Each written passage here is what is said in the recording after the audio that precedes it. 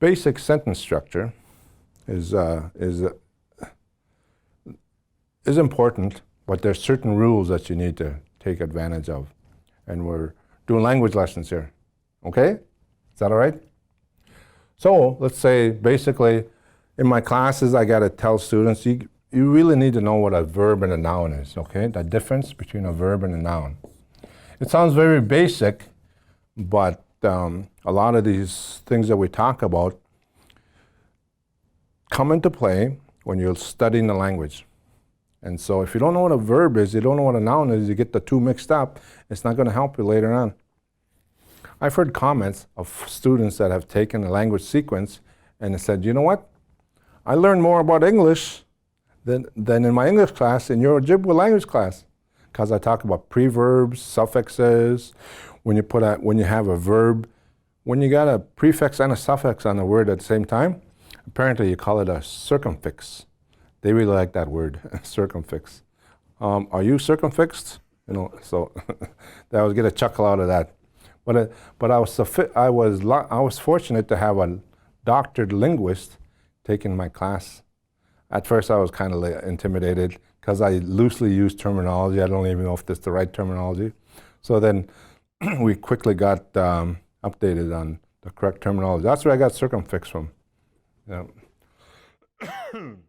So in Ojibwe, and I first heard Earl Nyholm talk about this. Earl Nyholm is an Ojibwe language instructor at Bemidji State University for a long time. And that's where Dr. Anton Troyer is now, right now.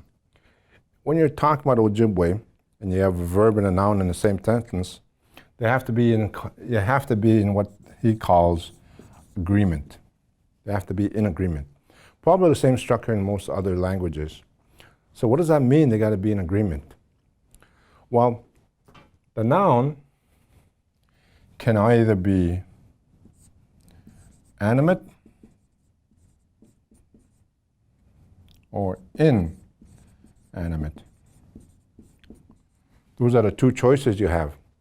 So the noun can be animate, inanimate, and it can also be singular or plural, okay?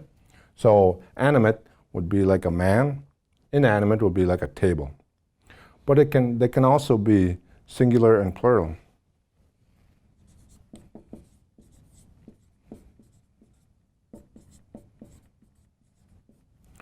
So are we talking one man or inanimate, more than one table? More than one man or more than one table. And so these structures are the same for the verb. The verb can be animate or inanimate, and it can also be singular or plural. So here's what the agreement does. They both got to be the same.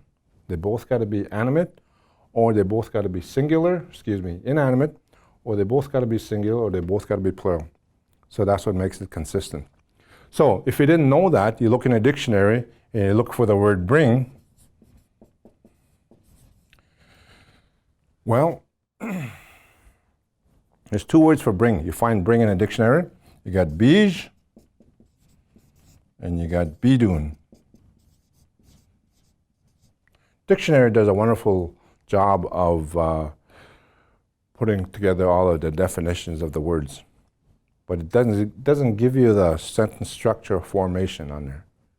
So you look up the word bring, and what do you want to bring? Let's say drum. You want to talk about a drum. De, we, a gun. And it tries to be helpful. In a dictionary, it'll describe it as a noun, but they also will put the letter A on there, which means that it's animate. So once again, in Anishinaabe culture, objects that would consider to be inanimate in English would be animate in Ojibwe.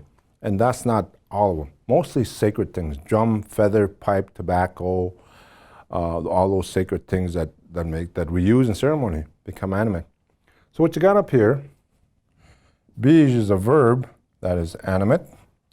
Bidun is a verb that is inanimate. So this one says bring him or her. And this one says bring it. So we're used to English. In English, we talk about that drum. Can you bring it over here? And it's just automatic. Can you bring it over here? in Ojibwe, what do we say that it's animate? So the both verbs got to be animate. So these two would be the ones that you use. Bij, de wetigan. Bring him here, the drum. Bring him here. And so if you make that, you could, if you didn't have any training, you look in a dictionary, okay, bring it, okay, the drum, bring it. And so you put it together, and you didn't know about the noun-verb agreement and stuff, then you would mistakenly try to put together your own vocabulary, and you would say, bidun de wegan, and that's culturally inappropriate. And so this is going to be consistent with everything. This is the way it is. There's no exception.